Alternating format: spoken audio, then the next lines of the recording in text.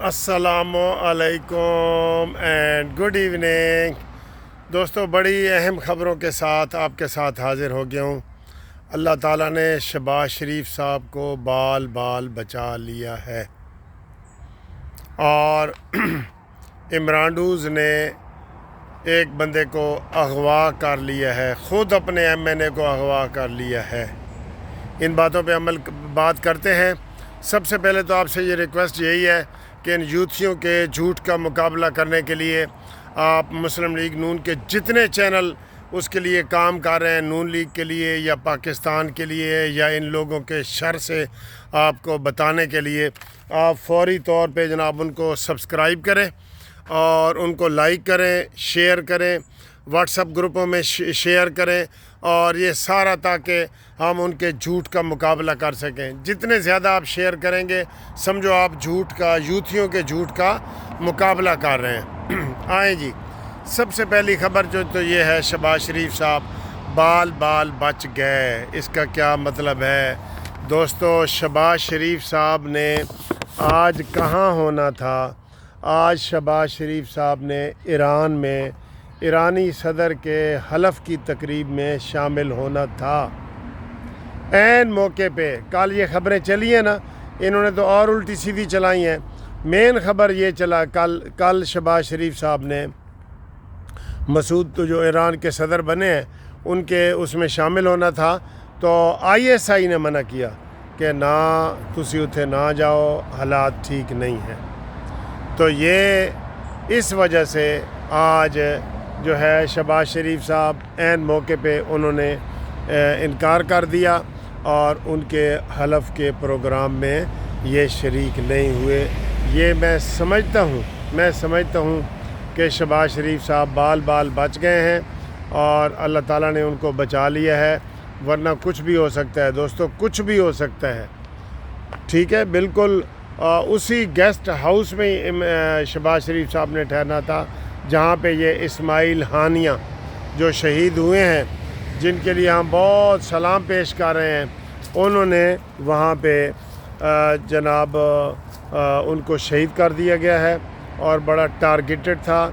اس کے اوپر بھی بڑے سوال اٹھ رہے ہیں کہ جناب یہ تہران میں ان کو کیوں قتل کیا گیا ہے؟ اگر تہران ان کی یہ جگہ اتنی غیر محفوظ تھی تو اس کی حفاظت، اس کی سیکیورٹی وغیرہ کی ذمہ داری کس کی تھی؟ بہرحال ہم اس نئے پنگے میں نہیں پڑنا چاہتے کہ اس میں ایران بھی قصوروار ہے یا نہیں ہے۔ یہ وقت ثابت کرے گا۔ اگر ایران اس کا حملہ لے لیتا ہے، اس کا جواب دے دیتا ہے اور اسرائیل پہ حملہ کر دیتا ہے 1-2 دن میں، تو سمجھا یہ جائے گا کہ انہوں نے اسماعیل ہانیہ کو ٹارگٹ کیا، ورنہ پہلے اسماعیل ہانیہ صاحب قطر میں رہ رہے تھے تو کوئی ایسی بات نہیں تھی۔ تو شہباز شریف صاحب کو بھی اللہ تعالیٰ نے بچا لیا ہے اور وہ اس موقع پہ وہاں نہیں گئے۔ ہو سکتا ہے دوسرا نشانہ ان کا بھی بن سکتا تھا۔ ٹھیک ہے جی، اب آئیں جی، ایک MNA ہے، وہ 25 جولائی کو، آج سے 5 دن پہلے گرفتار ہوئے اور ان کو آج منڈی بہاؤدین ریمانڈ کے سلسلے میں لے کے جا رہا تھا۔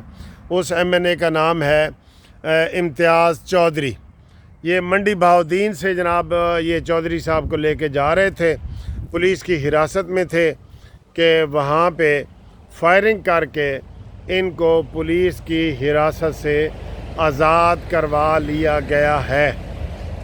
جی، کس نے آزاد کروایا ہے؟ نون لیگ نے؟ یا کس نے آزاد کروایا ہے؟ پیپلز پارٹی نے؟ نہ، اس کو آزاد انہی یوتھیوں نے کرایا ہے۔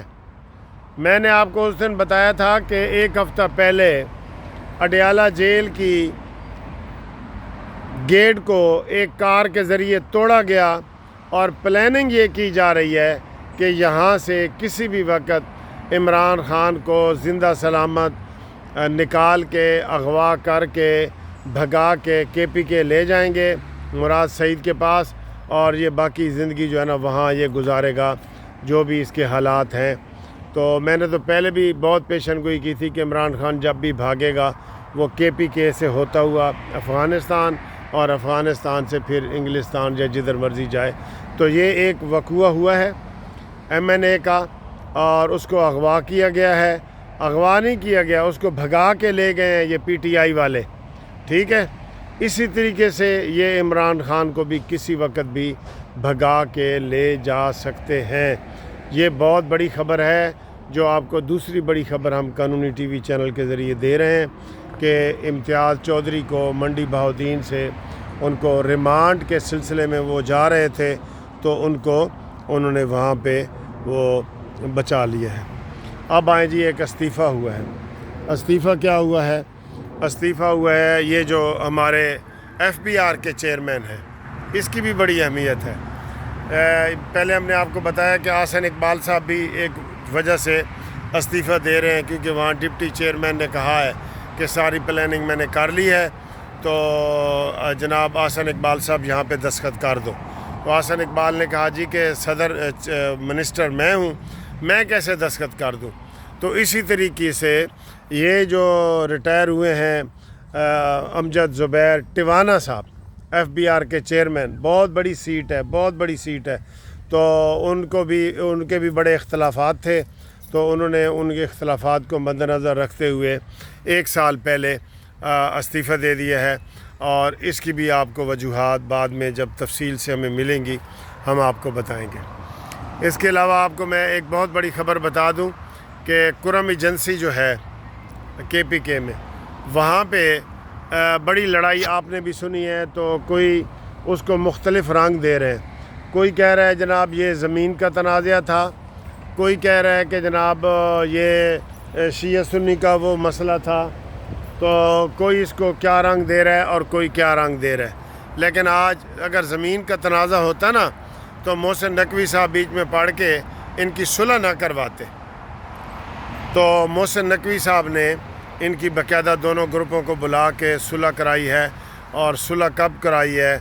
ہائے کاش زود پشیماں کا پشیماں ہونا کہ اس نے میرے قتل کے بعد جفا سے توبہ، ہائے اس زود پشیماں کا پشیماں ہونا. 50 قتل ہو گئے ہیں، 50 قتل ہو گئے ہیں اس وجہ سے. اور میں یہ نہیں سمجھتا کہ یہ کوئی زمین کا مسئلہ ہے، لیکن یہ اس کو خفیہ رکھا گیا ہے. اور اب یہ بتایا گیا کہ وہ محسن نقوی کو ملنے کے لیے آئے ہیں اور محسن نقوی نے ان کا مسئلہ جو ہے نا وہ ٹھیک کرا دیا ہے.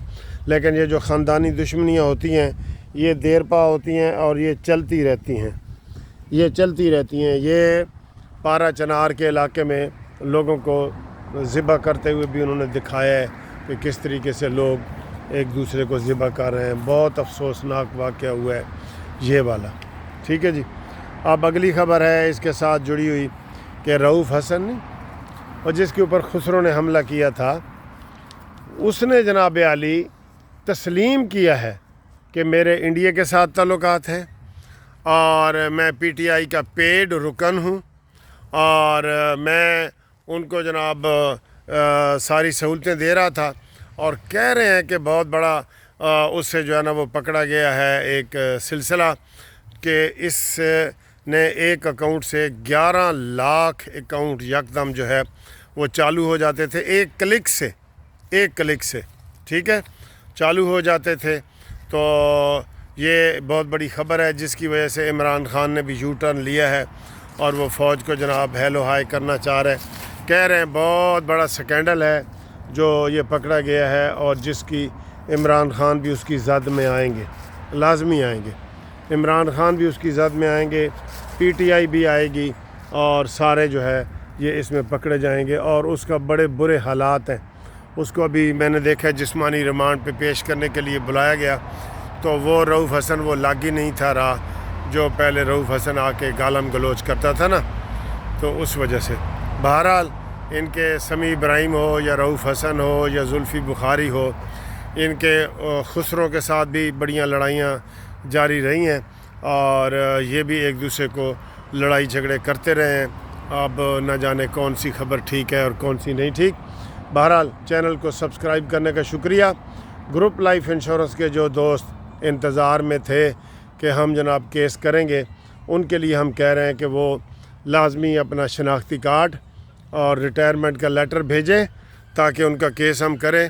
اگلے مہینے 16 سپٹمبر کو اسلام آباد ہائی کورٹ میں آپ کے یہ کیس لگ گئے ہیں، تو انشاءاللہ تعالیٰ وہاں سے آپ کو اچھا ریلیف ملنے کی امید ہے۔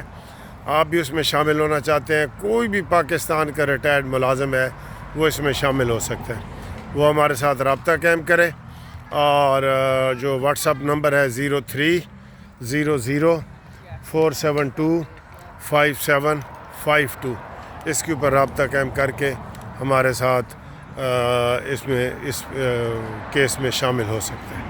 ٹھیک ہے جی، اللہ حافظ۔